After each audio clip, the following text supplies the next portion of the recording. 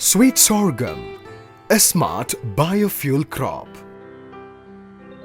Food security, energy security, economic growth and sustainable development are the major concerns for developing countries.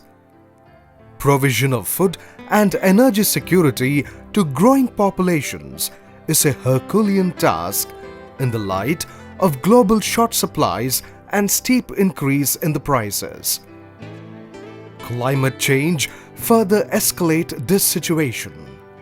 With the growing population that is there in the world today, you need to have a balanced approach, food security versus energy security.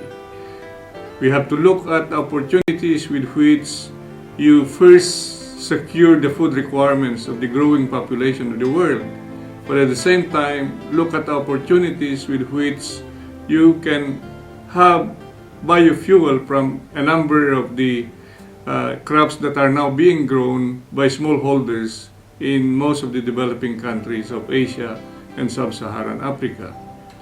And the whole purpose of renewable energy sources is key in the light of the declining sources of fossil fuels. Again, the importance of biofuels is key. Of course, renewable energy sources like from solar, wind, and many other geothermal sources, for example, would be key in the very future. Now, in the case of biofuels, sweet sorghum is coming up front. We have already an experience of 15 years of research and development, and there are opportunities it is showing that the sweet sorghum varieties that we have today are very competitive and are real potential as biofuel feedstocks, which could compete with other sources of bioethanol like sugarcane, cassava, maize for that matter, and many other sources. But the attraction that sweet sorghum gives is that you are not sacrificing food versus the fuel consideration. This sweet sorghum for ethanol value chain project is a consortium model of working with several partners with the aim of helping the farmers who grow sweet sorghum. And the whole purpose that we have all these partners is these individual partners have different competencies and capacities. So we are bringing them all together so that together we can have a better approach that can definitely help the farming community. ICAR, National Agricultural Innovation Project, NAIP, Government of India. The partners involved are Directorate of Sorghum Research, Indian Institute of Chemical Technology, International Livestock Research Institute, Sri Venkateshwara Veterinary University, Central Institute for Dryland Agriculture, CRIDA, Rusni Distillery Limited, and ICRISAT is the project implementing agency. So all these people together with different competencies and expertise are coming together to work in this particular value chain approach project. Sweet sorghum, being C4 species, accumulates a lot of extractable sugars with the stalks that can be used for production of ethanol. Farmer can get additional money by selling the stalks as well as the grain. Juice extracted from sweet sorghum stalks can also be converted into syrup, and the syrup can be used as a sweetener in the beverages as well as the confectionery food items. Sweet sorghum being a seasonal crop, the industry cannot have the continuous supply of feedstock for a longer time.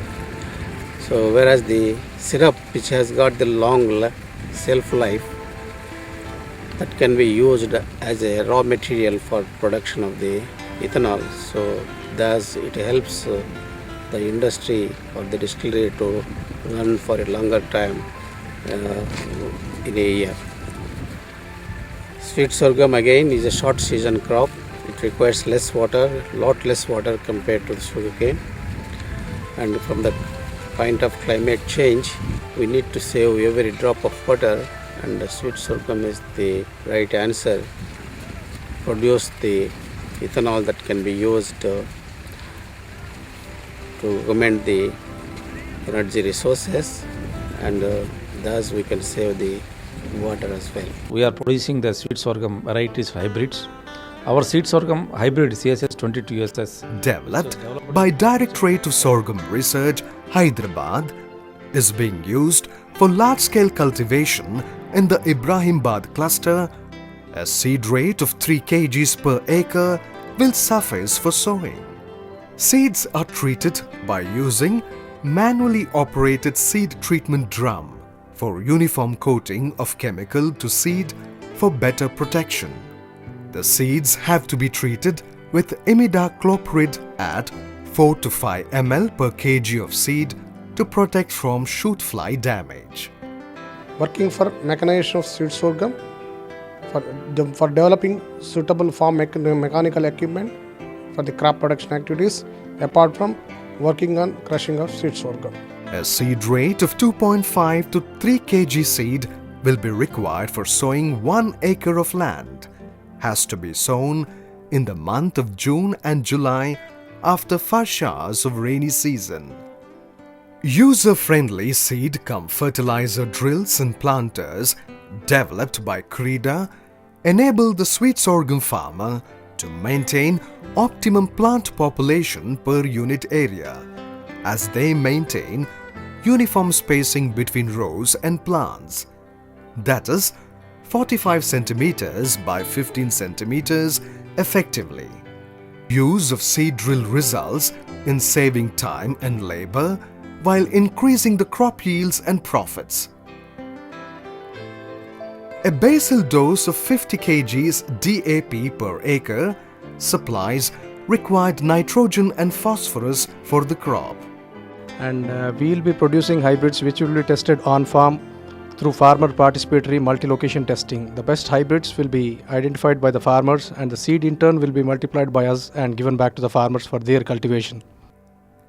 Timely intercultural operations at 25 to 30 DAS with manual or tractor-drawn weeder are effective in controlling the weeds and in effective use of available moisture by the crop.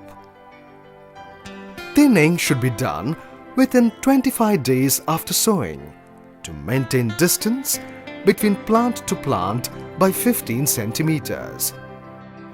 Top dressing with 50 kgs urea per acre will supply the required nitrogen for better crop growth.